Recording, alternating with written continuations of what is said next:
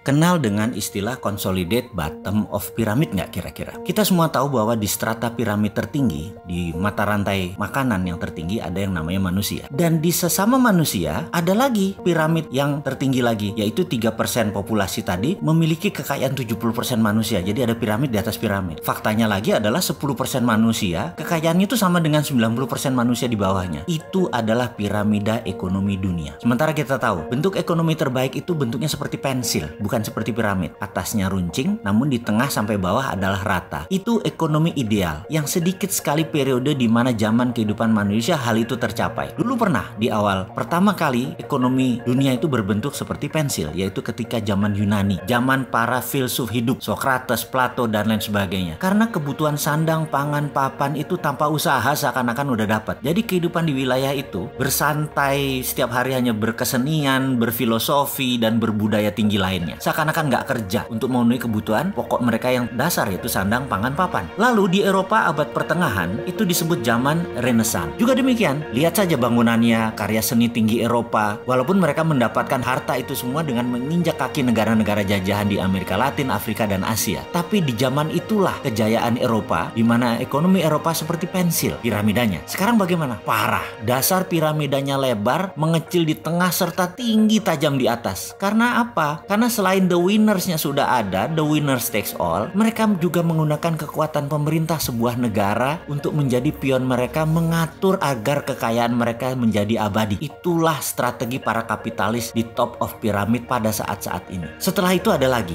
Ternyata mereka di atas tuh tidak bercerai-berai, mereka di atas tuh consolidate, bergabung bersama. Jadi sudah kecil, sedikit, kompak lagi. Jadi secara individu, mereka ini menguasai piramida terbalik. Jadi kalau jumlah mereka, piramidanya benar, tapi secara harta yang kecil itu menguasai piramida terbalik, hartanya terbanyak. Jadi sistem apa yang mereka gunakan untuk mempertahankan kekayaan mereka itu? Yes, benar, mereka menggunakan bank. Bank itu kapal keruk harta tabungan orang-orang kecil, dikumpulkan di mana-mana lalu diberikan untuk komunitas 3% pebisnis. Karena pebisnis yang punya jaminan hanya 3%, sisanya walaupun nabungnya di bank yang sama nggak akan keluar dikasih kredit atau pinjaman. Gila nggak tuh? Setelah itu Kementerian Keuangan, Bank Indonesia semua membuat aturan melindungi yang 3% itu untuk keuntungan yang 3% itu. Jadi rakyat kecil melihat bank sentral, melihat bank adalah simbol kapitalis. Coba lihat KUR ya, kredit usaha rakyat. 1 bulan bunganya 2% atau setahun 24%. Itu buat rakyat. Sementara kalau buat konglomerat setahun 9%. Bayangin, itu realita kan? Ini gila kalau didiamkan. Lalu ke depan bagaimana? Kita ini bukan tukang ngeluh. Kita ini ingin memberikan solusi walaupun rada nyeleneh. Karena kita harus memberi peringatan kepada semua orang dan memberikan solusi. Jadi caranya gimana? Yaitu dengan new economic model, yaitu dengan cara konsolidasi bottom of pyramid. Itu teorinya. Dan prakteknya kita sudah bangun. Bahkan